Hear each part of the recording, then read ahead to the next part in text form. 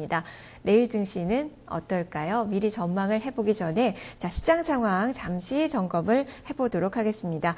지금 현재 유가증권 시장에서 외국인 투자가들 현선물 시장에서 지금 매수 매도가 반복되는 그 모습이 나타나고 있는데요. 유가증권 시장에서는 155억 원가량의 순매수, 코스닥 시장에서 308억 원가량의 매수로 매수 규모가 지금 2시 구간대 초반보다는 조금 더 강해진 그 모습이 나타나면서 양시장 지수를 조금 더 끌어올리는 주체 역할을 해주고 있습니다.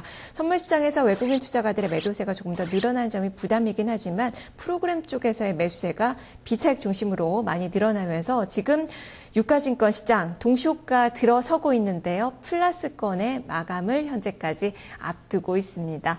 내일 증시 이렇게 좀 반등을 이어갈 수 있을지 좀 짚어보도록 하겠습니다. 삼성증권 전종규 연구원입니다. 연구원이 안녕하세요. 네, 안녕하세요. 네, 내일의 국내 변수를 어떤 점들 봐야 되겠습니까? 예, 아무래도 지금 시장에서 가장 관심을 가져야 될 것은 두 가지라고 생각이 됩니다. 첫 번째는 원달러 환율이 과연 1,080원에서 어떻게 움직일 것이냐, 과연 지지력을 발휘할 것인가에 대한 여부가 될 것이고요. 두 번째는 업종으로 봤을 때 최근에 IT주가 상당히 계속 강세를 보이고 있고 반면에 산업소재가는 소재 쪽은 굉장히 안 좋은데요. 이러한 차별화가 언제까지 이어질 것인지가 가장 중요한 포인트가 될 것 같습니다. 네, 무엇보다도 지표와 그리고 환율의 움직임들 점검이 좀 더 필요할 것 같고 해외 쪽도 마찬가지가 아닐까 싶은데요. 해외 변수로는 어떤 점들 짚어봐야 될까요? 해외 쪽은 아무래도 이제 유럽이 좀 잠잠해지면서요. 이제 미국하고 중국이 가장 큰 변수가 될 것 같습니다. 미국 같은 경우는 거의 매일매일 신문을 좀 보고 계시겠습니다만 재정 절벽의 논의가 과연 굉장히 좀 긍정적으로 가느냐 아니면 부정적으로 가냐가 상당히 중요할 텐데요. 저희들은 크리스마스 전후로 해서 타결될 것으로 예상을 하고 있습니다. 그래서 그걸 계속 보실 필요가 있을 것 같고요.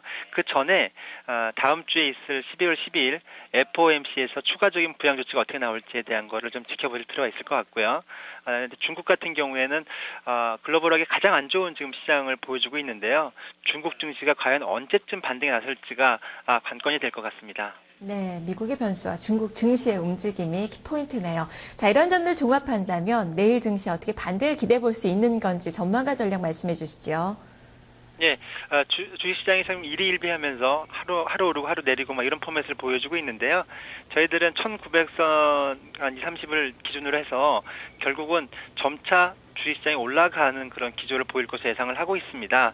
왜냐하면 미국하고 중국의 그런 어떻게 보면 경제 지표들은 좀 개선되고 있는 상황에서 중국의 차세대 지도부에 대한 그런 정책적인 불확실성, 그다음에 미국은 막연한 재정 절벽에 대한 두려움이 지금 누르고 있는데요.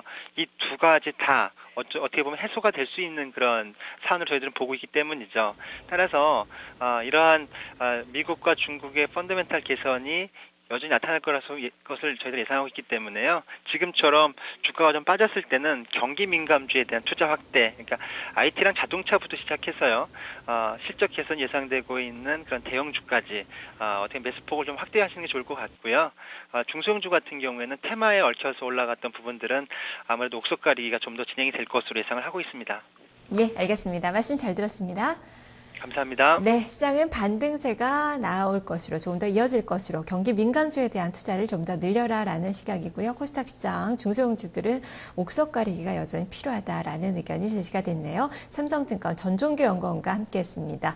2시 파워타임 여기까지고요. 잠시 후 동시효과 중계석으로 돌아오겠습니다.